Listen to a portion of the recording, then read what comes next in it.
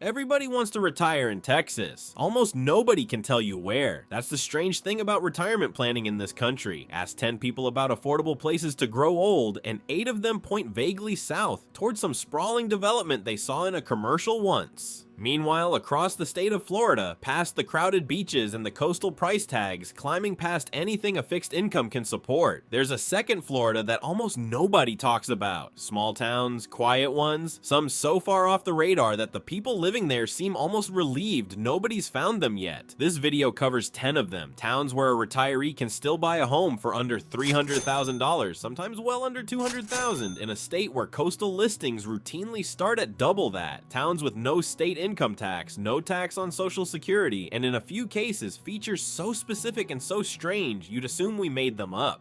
One town has a legal ordinance requiring residents to dim their outdoor lights so the Milky Way stays visible at night. Another sits next to an old limestone quarry where you can dig 2-million-year-old fossilized clamshells out of the ground. Except the shells themselves are gone, replaced entirely by golden crystal. We're going in order, starting with the easiest, most accessible pick on the list, and ending with a town that is genuinely not for everyone. Some of these places are just quiet paradises that nobody bothered to post about. Others come with a real catch, and we're not going to hide that part. Healthcare access, storm risk, isolation. Every one of these towns is trading something for its price tag, and by the end, you'll see exactly what that trade looks like, town by town, so you can weigh it against your own situation instead of taking anyone's word for it. If overlooked, affordable real estate is something you want more of. Subscribing to this channel keeps these breakdowns coming, unvarnished, town by town. Here are 10 peaceful Florida towns so affordable, you'll wonder why nobody is retiring there.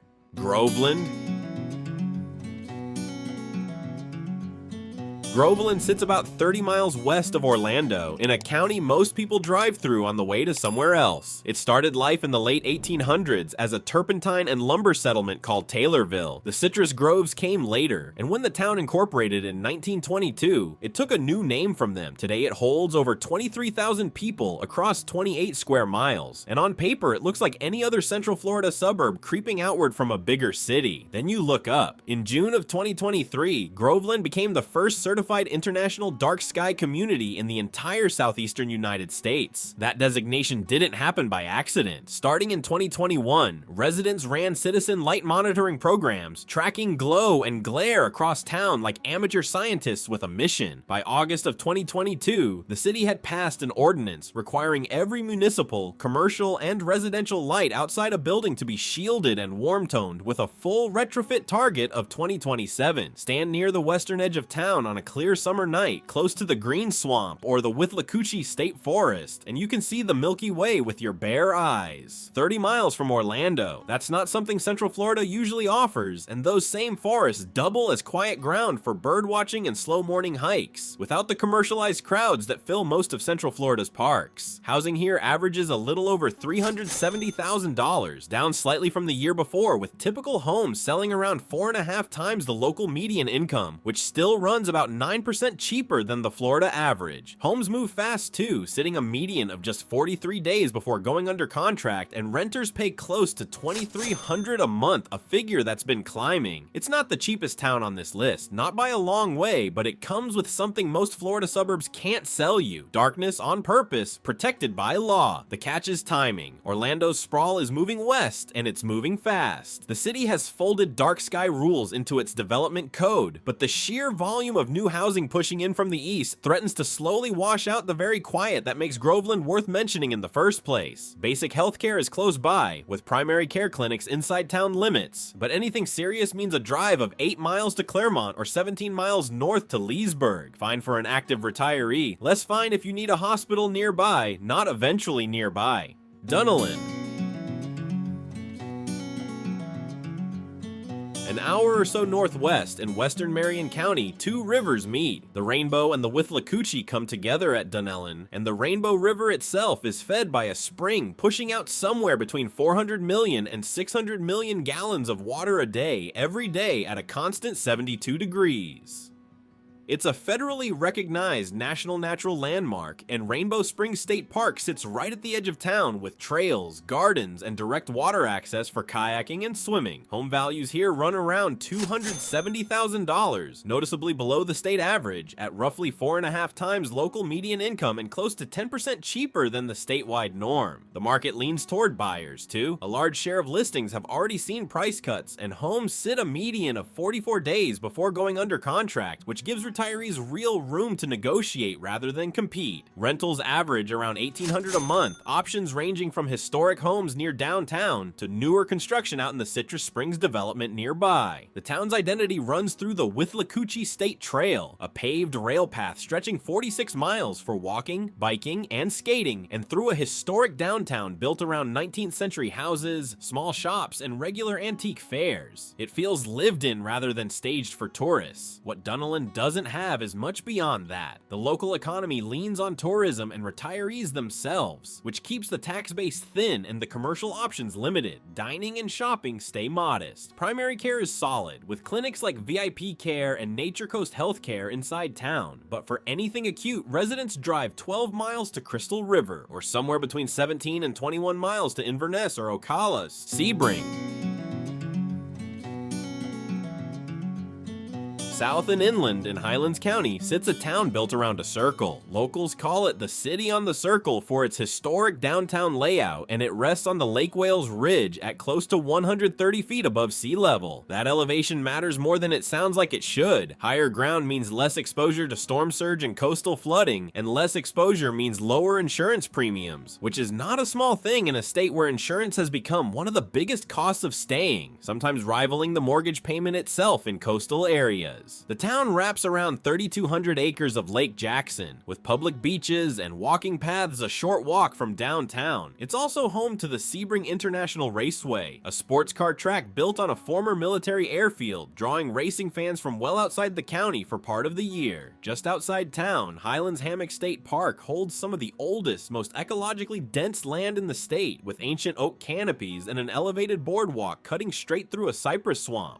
Prices here run notably low, close to $242,000 on average, at roughly 3 2/3 times local median income, which puts Sebring more than a quarter cheaper than the statewide norm, the largest gap on this entire list. Inside communities like Sun and Lake, single-family homes and villas can be found in the mid-200,000 range. Rentals average around $1,550 a month, and homes take longer to sell here than in most of the towns on this list, a median of 76 days and climbing, which again works in a buyer's favor. Outside race weekends though, Sebring moves slowly. Nightlife is thin, upscale retail thinner, and every winter, a wave of seasonal residents rolls in and stretches restaurants, roads, and medical appointments past their usual capacity. The quiet that makes Sebring appealing for 10 months a year gets crowded out for the other two. Lake Wales. Near the middle of the peninsula in Polk County, clay hills roll where you'd expect flat citrus land, and the pace slows down to something people still call Old Florida. The town's best-known landmark, Bach Tower Gardens, was a gift to the American public in 1929 from Dutch immigrant and publisher Edward Bach. Frederick Law Olmsted Jr. designed the 50-acre grounds, sitting on Iron Mountain, one of the highest points in the entire peninsula at close to 300 feet. A 205-foot Gothic tower holds a 60-bell carillon that still plays daily. A few minutes away, Spook Hill draws visitors who park in neutral and watch their cars appear to roll uphill. Home prices sit around $245,000, close to the statewide norm at about 4.5 times local median income, and the surrounding area holds several 55 and older communities where manufactured or land lease homes can go for under $150,000, lowering the entry cost significantly for retirees on fixed budgets. Rentals run around $1,460 a month, one of the lower figures on this list, and homes go under contract in a median of 50 days. The historic corridor downtown holds a small museum, an old theater, and a run of independent shops that give the town a warmth larger cities lose. But Highway 27 is changing things. buildings. As Orlando and Kissamee's development pushes south, Lake Wales is shifting from an isolated farming town into an outer suburb, and traffic and strain on local services are climbing with it. There's no meaningful public transit, so a car is not optional here. And while local clinics cover day-to-day care, full hospital networks sit 15 to 25 miles away in Winter Haven or Lakeland. Palatka.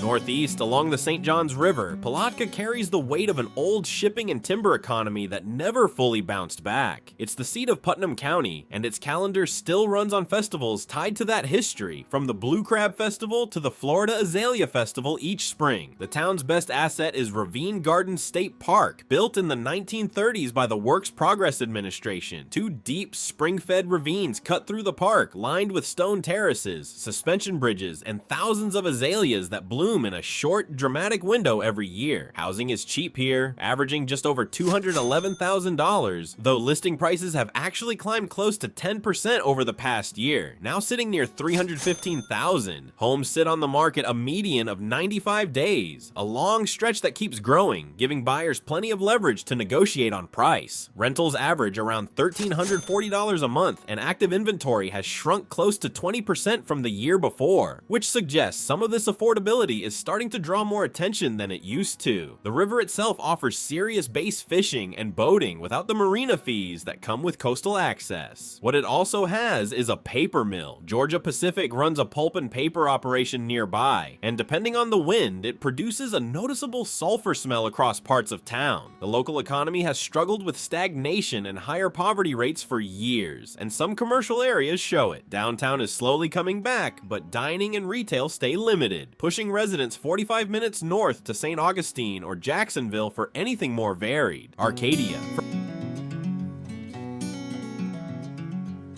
Further south in DeSoto County, cattle and citrus built a town that still leans hard into its rodeo heritage. The Arcadia All-Florida Championship Rodeo is known well outside the county, and downtown holds one of the largest clusters of antique dealers in the state, set inside preserved 19th century brick buildings. The Peace River runs alongside it, drawing retirees out for canoeing and fossil hunting, where prehistoric shark teeth and mammoth bone turn up in the gravel beds. Prices here are about as low as this list gets, with a typical sale price around $211,000, even though listings themselves ask closer to $352,000. A wide gap that tells you sellers are asking for more than the market is actually paying. Homes here run smaller too, a median of just under 1,500 square feet, and everyday costs stay low, which matters a lot for retirees living mostly on Social Security. But this is where the trade-offs stop being about boredom and start being about risk. DeSoto Memorial is the only hospital in the county, and it's not in a strong position. It reported an operating loss of roughly $500,000 in fiscal year 2024, and through 2025 and into 2026, its board has been fielding proposals for a possible sale or merger driven by Medicaid cuts and staffing shortages.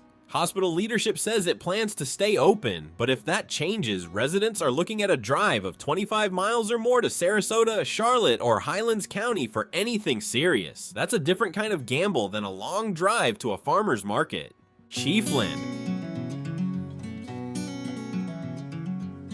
Out toward the Gulf in Levy County, Chiefland trades convenience for something specific: dark, uninterrupted sky. The Chiefland Astronomy Village is a 5-acre community built entirely around fighting light pollution, holding a Bortle Class 3 rating, which puts it among the darkest skies measured anywhere nearby. Members keep private backyard observatories and large dome telescopes, and the annual Astrofest draws amateur astronomers under strict red light only rules. Nearby, Manatee Springs feeds directly into the Suwannee River and serves as a winter refuge for manatees escaping the cold Gulf water. Home prices here are the lowest on this list, sitting around $174,000, which buys real acreage and low overhead living most Florida markets can't match anymore. Listings themselves ask far more, close close to 355,000, though homes are sitting a median of 78 days, a shorter wait than the year before, and rental homes are almost non-existent here, with only a handful active at any given time. Active inventory has been shrinking too, down close to 14%, which hints that word may already be spreading. The cost of that price tag is distance. Chiefland has very little retail, dining, or entertainment of its own, and a trip to Gainesville, about an hour away, is the standard answer for anything beyond basics. There's no hospital in town. The Chiefland Health Center covers walk-in care and imaging, but anything acute means a drive of 30 to 33 miles east to Gainesville's major hospital systems. For a retiree in good health with a car and no urgency, that's a manageable rhythm. For anyone managing a chronic condition, it's a serious variable to plan around.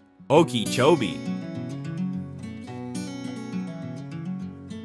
At the northern tip of the largest freshwater lake in the state, Okeechobee runs on fishing, ranching, and its long-standing title as the speckled perch capital of the world. The town has celebrated that title with a fishing festival every year since 1965, and the whole community still organizes itself around the lake the way a mill town organizes itself around the mill. Just outside town sits something stranger. The Fort Drum Crystal Mine, an old limestone quarry also known as Ruck's Pit, produces fossilized clam shells between 1.5 and 2 million years old, where the original shell has fully dissolved and been replaced by golden calcite crystal. It's one of the only places on Earth this happens, and collectors travel specifically to dig there. Nearby, Kissimmee Prairie Preserve holds its own International Dark Sky Park certification, adding a second reason to look up at night in this part of the state. Home values average close to $292,000, with listings asking around $315,000 and going under contract in a median of 63 days. Canal front properties with private docks give direct access to the lake and the St. Lucie Canal at a fraction of coastal marina pricing, and rentals here average around $1,630 a month. The town also sits within about 2 hours of both the Atlantic and Gulf coasts, so beach access is a day trip, not a lifestyle. The lake itself carries the risk. Fertilizer runoff from surrounding farms has repeatedly fueled blue-green algal blooms, which bring odor and restrict swimming and boating during bad years. And because the lake is so large, wind and flood exposure during hurricane season is a real construction and insurance consideration, not a footnote. Perry. North again, in the remote Big Bend region about 50 miles southeast of Tallahassee, Perry has spent over a century tied to the timber industry, earning the nickname Tree Capital of the South. The Florida Forest Festival has run since 1955, complete with lumberjack competitions and what's billed as the world's largest free fish fry.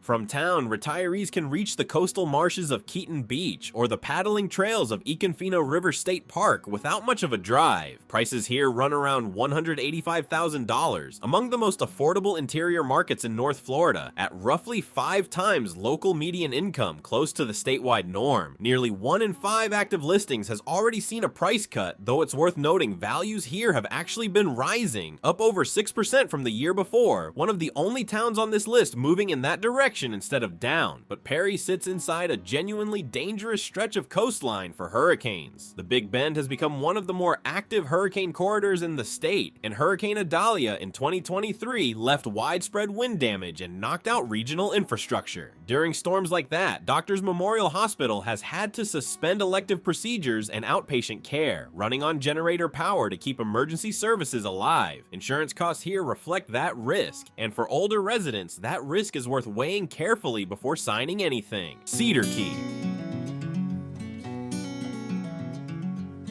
At the very end of State Road 24, Cedar Key sits on an island surrounded by 13 protected islands, making up the Cedar Keys National Wildlife Refuge, roughly 800 acres of undisturbed coastal habitat. There are no high-rises here, no fast food chains, no traffic lights. The town has resisted the version of Florida that shows up everywhere else, and it shows in every direction you look. It's long-drawn bird watchers and painters as much as retirees, a community built around slow mornings and clam boats, rather than golf carts and shopping plazas. Clam farming built the local economy, and Cedar Key remains one of the country's top producers of farm-raised clams. That single industry does more than feed the town economically. It shapes the whole culture of the place, giving Cedar Key a genuine working waterfront and a small but real local food scene built around what actually comes out of the water that morning, not what got trucked in overnight. It's rare to find a town this small still running on an industry this specific and this self-sustaining. Home prices average around $320,000, actually falling close to 8% over the past year, one of the steepest drops on this list, a correction driven by high insurance costs and interest rates rather than falling demand for the town itself. Nearly 17% of active listings have already seen a price cut, and the island runs at a premium over rural Florida generally, close to 5 1/3 times local median income, the highest ratio of any town here. With around 135 properties currently active on the market, inventory stays tight compared to some of the larger towns on this list, which tells you demand hasn't disappeared even as prices soften.